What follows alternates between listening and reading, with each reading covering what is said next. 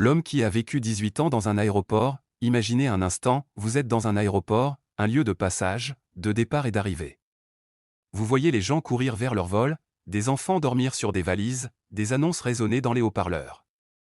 Et vous, vous êtes là, vous ne partez pas. Vous vivez ici. Pas une nuit, pas une semaine. Mais 18 ans, cela semble invraisemblable. Pourtant, c'est exactement ce qui est arrivé à un homme appelé Mehran Karimi Nasri. Une vie entière passée dans le hall d'un terminal, entre les murs impersonnels d'un aéroport. Son histoire est vraie, touchante, étrange. Elle soulève des questions sur l'identité, l'exil, et ce que cela signifie de ne plus avoir d'endroit à appeler chez soi. Mehran Karimi Nasri est né en Iran, dans les années 40. En grandissant, il s'oppose au régime du Shah, ce qui l'oblige à fuir son pays. Réfugié politique, il erre en Europe pendant plusieurs années avant d'obtenir le statut de réfugié en Belgique. Il est enfin libre de voyager. En théorie, en 1988, il décide de se rendre au Royaume-Uni pour retrouver sa mère, qui vivrait là-bas. Mais pendant son voyage, quelque chose d'étrange se produit, il perd ses papiers. Peut-être ont-ils été volés. Peut-être les a-t-il perdus lui-même. Certains pensent même qu'il les aurait volontairement égarés pour faciliter son passage à Londres. Peu importe la raison exacte, les conséquences.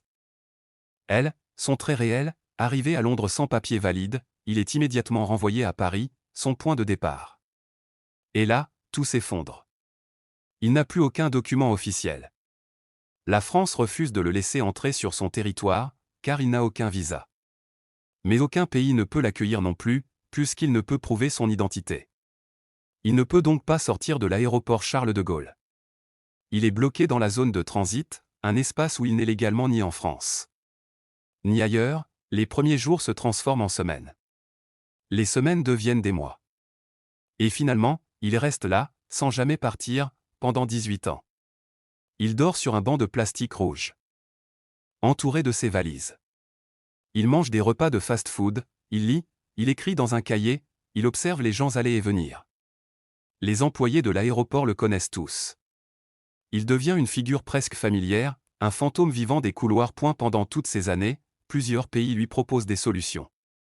La France et la Belgique finissent par lui offrir des papiers. Mais il refuse de les signer. Pourquoi? Parce que les documents ne portent pas son nom exact. Ils ne disent pas Mehran Karimi Nasri, mais un nom légèrement modifié.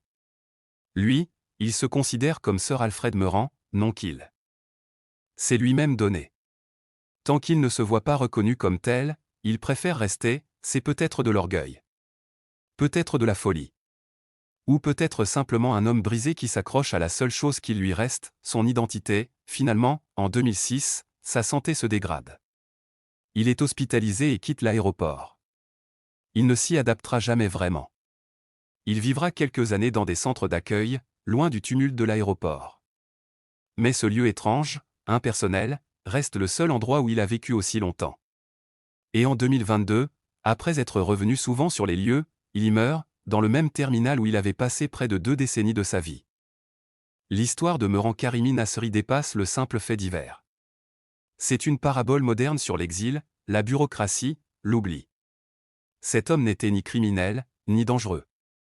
Il était simplement sans papier, sans pays, sans endroit pour exister légalement. Pendant 18 ans, il a vécu dans un non-lieu, un espace suspendu, entre deux mondes. Un lieu où des millions de gens passent chaque jour, sans jamais s'arrêter. Et lui, il est resté là. Invisible et visible à la fois, son histoire nous pousse à réfléchir. Qu'est-ce qu'un foyer? Est-ce un toit? Une nation? Un nom? Ou simplement la reconnaissance que l'on existe quelque part? Mehran Karimi Nasri a vécu et est mort dans un aéroport. Il y était peut-être perdu. Mais jamais totalement oublié.